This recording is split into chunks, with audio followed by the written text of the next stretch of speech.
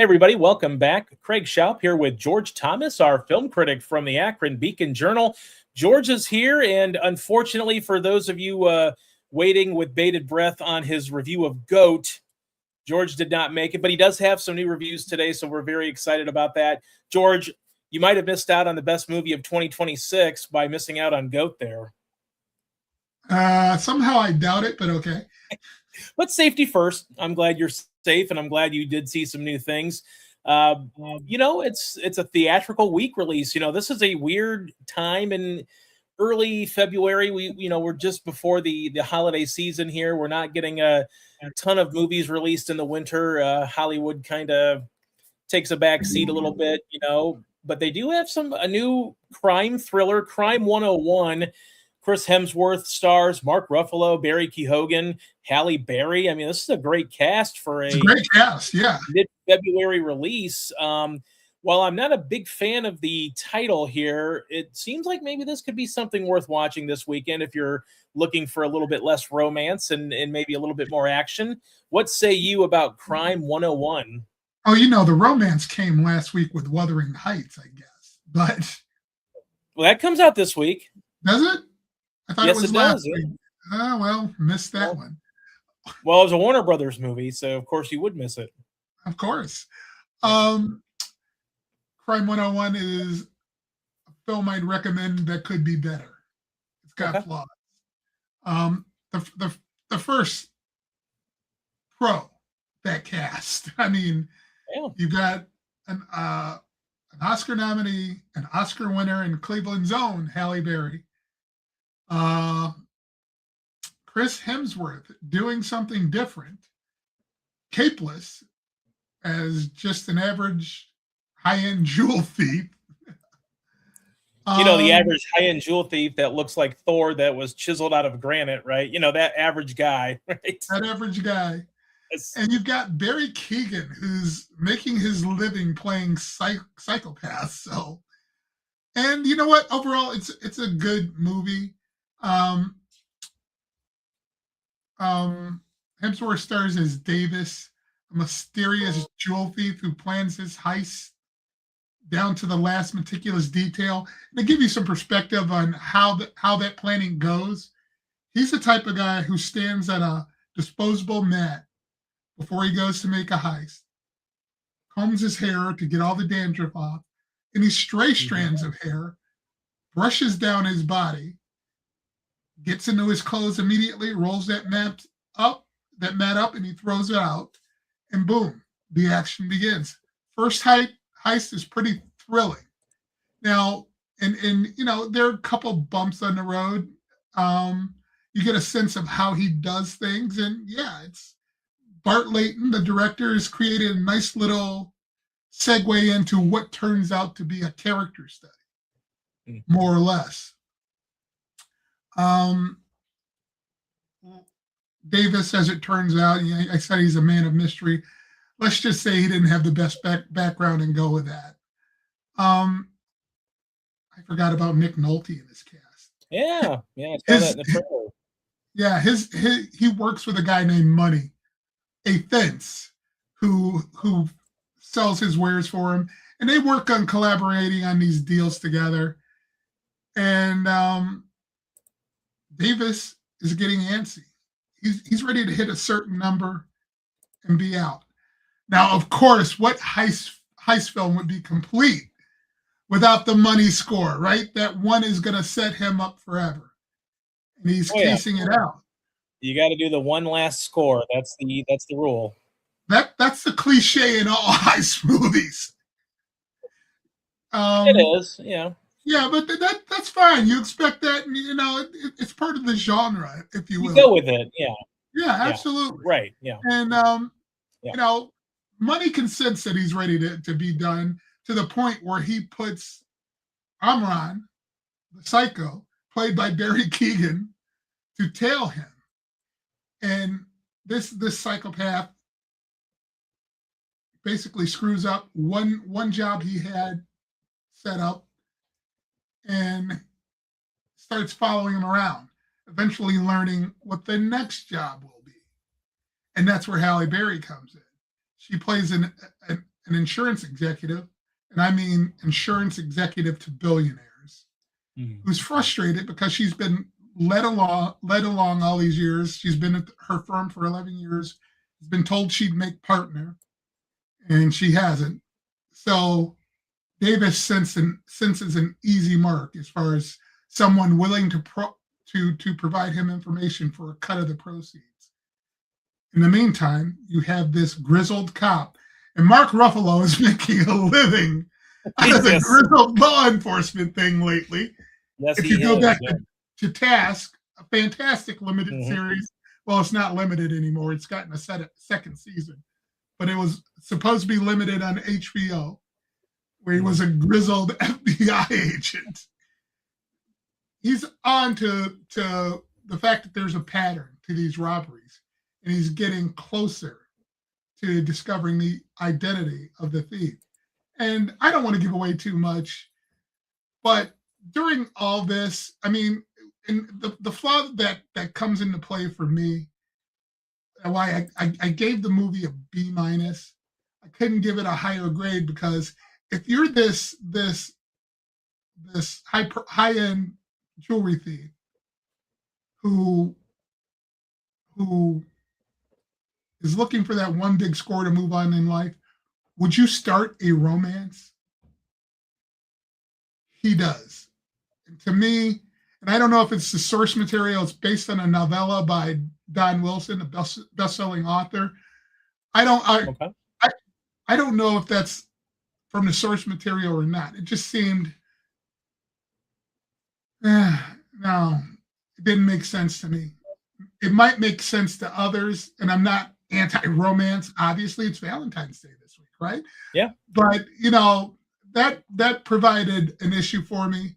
Otherwise, the cast is fantastic. Hemsworth is surprisingly good because you're used to heaping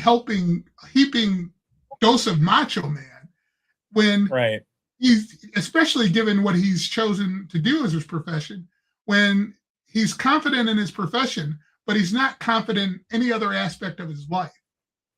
Halle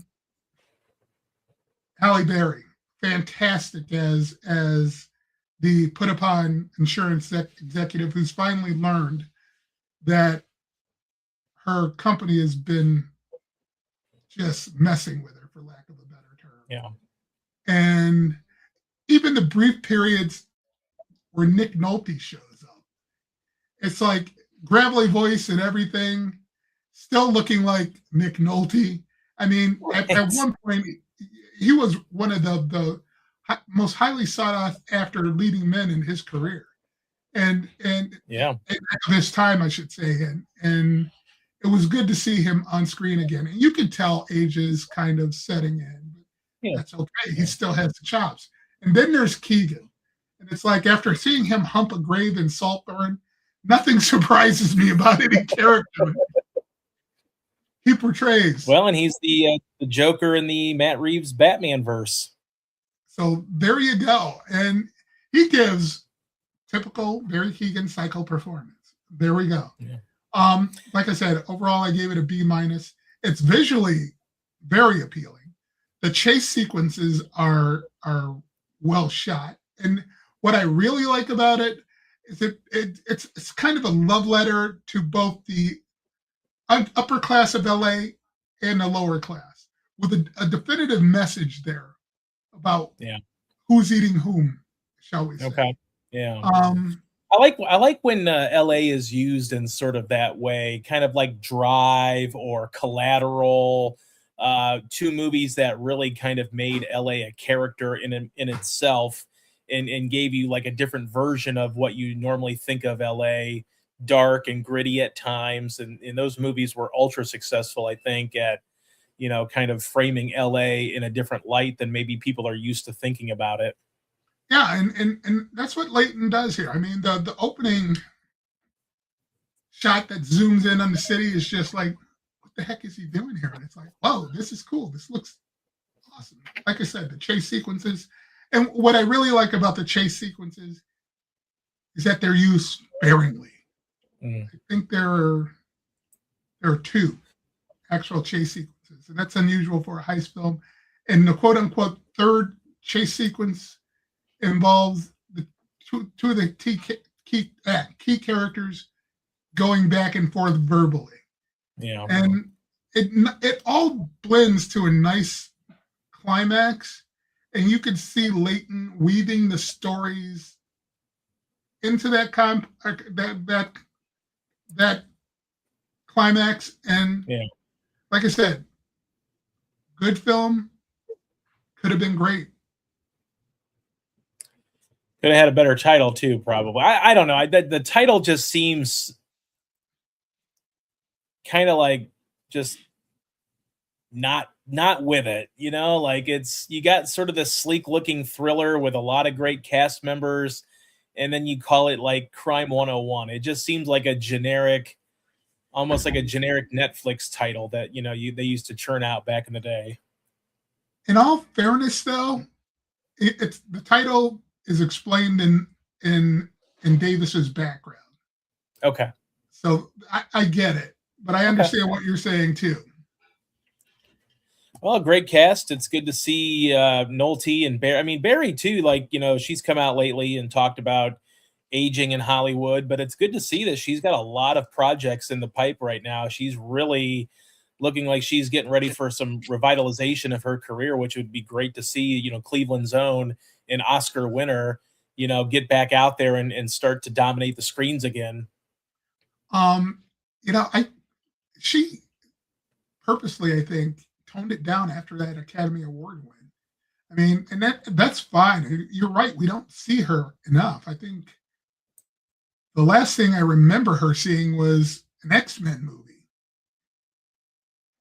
That's the absolute last thing I remember seeing her in. I'm sure there's been other stuff. She's to be shallow, she's still beautiful, but she's a great actress. And I think to a certain degree, Hollywood has underestimated her over the years. I think so too. And hopefully they will learn a lesson here with this one. So it's good to see another winter release that might be worth people's time, which is good to see. And now we have some more streaming. I know that this was a show that you enjoyed a couple of years ago now when it came out, Cross, which is the Alex Cross character getting a Amazon Prime original series run.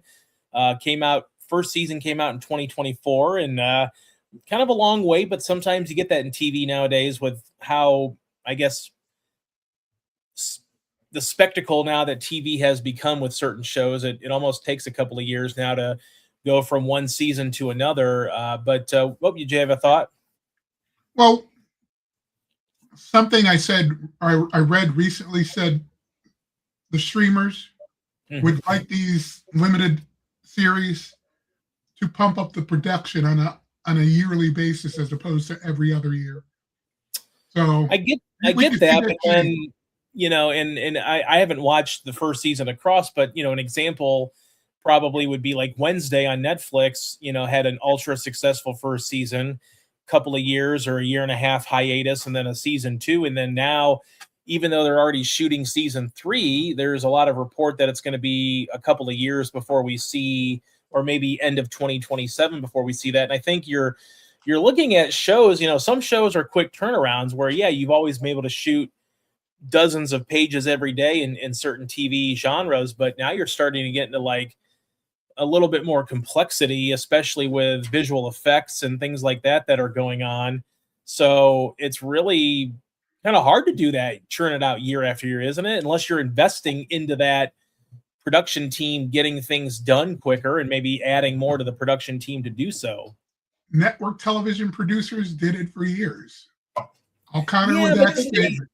But did they do it to that level? And I'm not saying that, well, you know, I'm saying if there is a visual effects element or a fight sequence or, you know, CGI, for instance, in like a Disney Plus, you know, Star Wars show, it's harder to churn that out quicker than it is to churn out like Law and Order SVU, where they can shoot like 4 episodes in a week probably because of what they're able to do. They don't shoot 4 episodes in a week. I know they don't. It's a little bit of hyperbole, I know, but you know what I mean, though, where you can shoot TV pages a little quicker, especially when there's not a lot of extra elements to it that you have to go in with post-production. On one level, you're right. With effects laden series, sure, you're right. Yeah. But something like a Cross, even a Reacher, I Okay. mean, no, it's like you can do those yearly, especially considering, and I'll go back to mentioning network television, because at one point, back in the good old days, network TV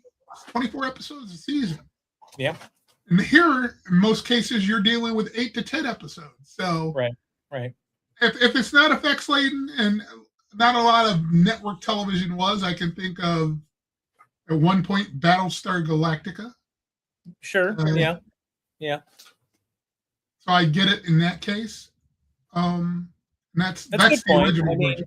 yeah. Does some of that have to do too with, you have a good first season, and you don't know what the future will hold on a show like Cross when it first comes out.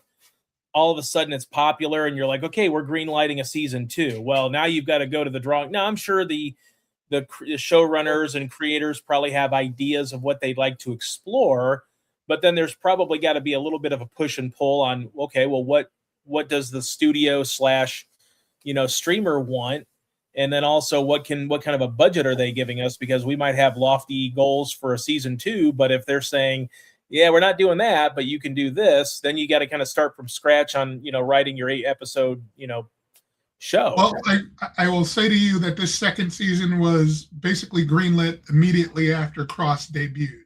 Sure. So and just like The Lincoln Lawyer was greenlit for season 5 ahead of its premiere last week. So no excuses there, right? I mean, I completely agree that I would love to see quicker turnarounds year in and year out. That would be great. I think everybody would, because you can capitalize on the popularity. Like the White Lotus has been frustrating, because now I know that they had some different circumstances, but they had 3 years in between season 2 and season 3. So it was really like, man, you're kind of waiting, and it's a good thing that the show is ultra popular, that people were willing to wait and were patient with it. But it's like, it's also kind of frustrating when you're like, oh, I'd love to get back into this. And, there's a lot that can go into the White Lotus, and you want them to do it the right way. But, 2 or 3 years in between seasons, and they're just now talking about the next season after last season premiered last year. And you would think that they would, they knew they were going to have another season. So why not get rolling on something? But, I think everybody would love to see year in and year out reproduction. I think it's because Mike White is on the new season of Survivor. That's true. That is true. I forgot he was on Survivor. I forgot about that. But yeah, well, okay. So we're in on Cross here. It's and the first season did come out like in November 2024, so it's like a year and a half ish kind of turnaround for season 2. But I know you enjoyed the first season. We've seen this character in different iterations in Hollywood movies throughout the years. But what do you think of season 2 here on Prime? A confession: I got through 3/4 of season 1, and then I had to move on to other stuff for work. So sure. Before I started season 2, however, I finished season 1, and let me just say that I was overwhelmed at how much better it got from episodes. They really amped up the tension. That's the best way to put it. From episodes 5 through 8. Right. And it really proved to be very satisfying. Now, I'm 3 episodes in now, and this has all the hallmarks of doing the same thing. And I found that I like this version because it's Alex Cross before he was the Alex Cross we came to know in those movies. You know what I mean? It's like a prequel of sorts, and it makes it even more different because Aldous Hodge, the actor who portrays Cross, is so physically imposing. I mean, before, when you thought of the character, you were, and I don't know how many people watched the first couple of Cross movies. I always identified the character with Morgan Freeman, who is nobody's idea of physically imposing. Right. I mean, it was the brain element. Now we're seeing that how he develops his sixth sense or whatever it is, and it's riveting so far. Matter of fact, I watched 2 episodes this afternoon before the after the Burbs. Yeah, so Aldous Hodge is great. They're after a serial murder, and you can tell it's a case that is loosely influenced. I can't even say loosely influenced by the Epstein files. So Okay. there we go. I'm enjoying it so far. Okay. So another thing for people to watch. Are you watching anything else? You mentioned the Burbs. Are you able to talk about the Burbs? I can talk about it because it's premiered. Yeah. You know, I'm still out on it. I mean, it stars Kiki Palmer. Faces that many people will recognize and names they won't know, other than Julia Duffy, who's coming back from, what was it, 80s or 90s sitcom success to portray a neighbor in this fictional,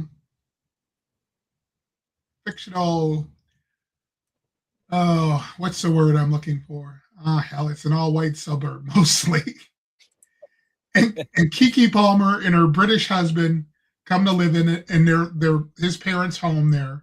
He grew up there, and you know, it's so far it's trying to do a lot as far as satirizing that racial divide, I guess, as well as satirizing, poking fun at what's going on in the suburbs, and doing the same with murder mysteries or nosy neighbors.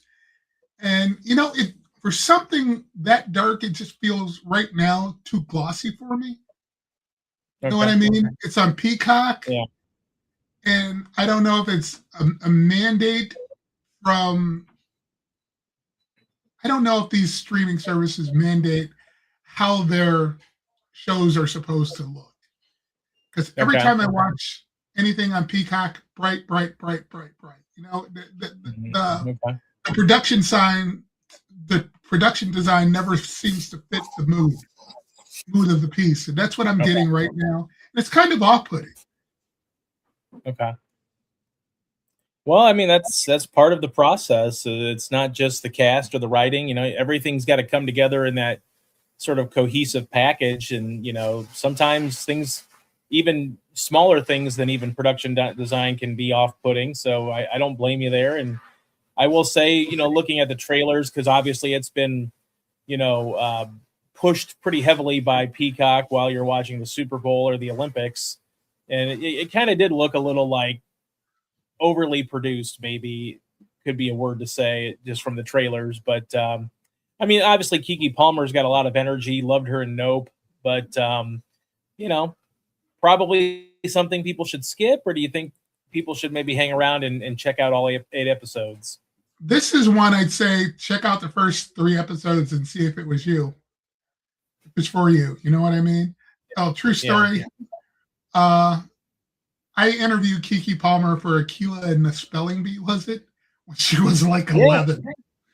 11. I had a 1-on-1. Well, it was 2-on-1. Her father was there. So hard to believe she's come a long way, but loved her in Nope. She had a lot of energy in Nope. She was, you know, and obviously when you work with people like Jordan Peele and get that, you know, screenplay, it's a very interesting movie. And, you know, she had a lot of energy, and she's always kind of a screen presence. Like, she demands your attention on screen. Well, she's a presence, and she's turning into a little mini mogul too, because she does her own. She produces, and production is the key to power. Absolutely. So there we go. That is true. All right. Anything else that you've been watching or catching up on, or now that football season's over? I'm still mourning football season. Oh, let's see what I got coming up.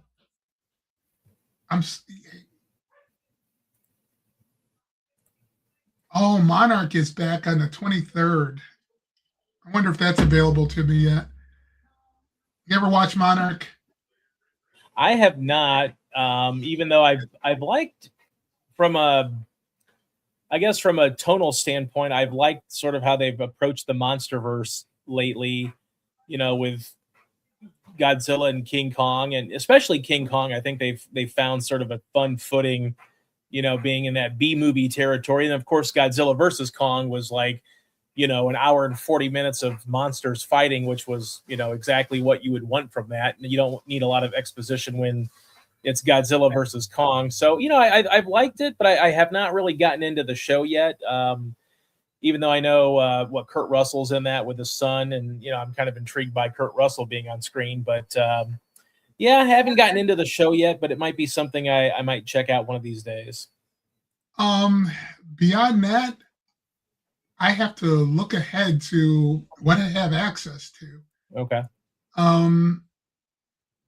There is a JFK bio series coming out, JFK Jr., I should say. Okay. We'll see if I take a look at that. It's produced by Ryan Murphy, so I'm hoping for it. It doesn't have a lot of cheese to it. Yeah. And something that intrigues me, and I don't know if you've ever seen Young Sherlock Holmes. I have not, no. Christopher Columbus. I think that was Chris Columbus. I could be wrong. At any rate, there's an Amazon series coming out. Now, Steven Spielberg produced that movie. Damn, that movie is 41 years old. I saw it in theaters. No, that was directed by Barry Levinson. But wow. Okay. Amazon Prime is doing a series, and I'm interested to see what they do with it. So that's up on the horizon. Wow, the young kid, or the young, I guess, I don't know if he's a young kid. I guess he's more of an adult. He's got a goatee, but the guy that plays Sherlock is Hero Finds Tiffin, or Finds Tiffin. Hero Finds Tiffin.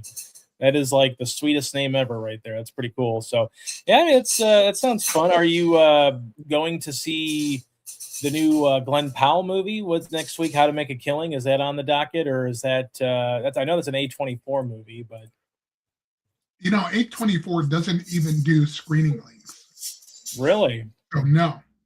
Okay. All right. Well, no. We're getting closer to March, so we're kind of rolling along here until we actually get to see some movies that maybe are worth watching. I was kind of surprised. Hoppers was a movie that I think I've heard about before, but usually, Pixar is not getting in on the March release now. Is this sort of a change of pace for them? They're kind of up to two a year now. Spring. Yeah, I guess that's true. And summer or Christmas, or vice versa. Yeah. Summer and Christmas, but I think that's their one of two releases this year, along with Toy Story 5. Oh yeah, that's right. I'm sure that'll be a June or whatever release. And I mean, the last one I remember in March was that. Oh God! The one about the brothers. Luca. No. In the van. No? In the van. Oh, Onward? Yes. Yeah. That's I guess they also had Turning Red came out in the spring too, if I'm not mistaken. Yeah, I guess maybe I've just missed the boat on that, but maybe it's just because it came out of nowhere. I think I've seen the slot was taken up by Pixar, but I didn't know. It just seems like this movie's kind of come out of nowhere for me, as far as this is what it is, a movie about a robotic beaver, I guess. I don't know. A robotic beaver. We'll see. Okay. I haven't looked at that. It says a 19-year-old animal lover uses technology that places her consciousness into a robotic beaver to uncover mysteries within the animal world beyond her imagination. Okay. That's a lot. That's a mouthful right there for Pixar. Yes, it is. I'm beginning to wonder if Ralph, or Hero Finds Tiffin, is somehow related to the finds of England, but apparently Oh, not. yeah, No, he is that'd not. be fun. Martha finds is yes. He's a nephew to Rafe. He prefers Rafe. Right. Yep. So there we go. Okay. Well, sounds good. All right. Well, as always, we appreciate you stopping by. We hope you have fun watching at home, I guess, this week. But as always, you can read everything that George writes at George at beaconjournal.com. You can follow George everywhere on socials, wherever he's at. You can watch his reviews as well, which is a nice little thing if you don't have time to read. Although you should read his reviews; they're always fun to read as well. But George, thanks for stopping by. We appreciate your time, and we hope you have fun watching streaming, movies, all things pop culture this week. I plan to.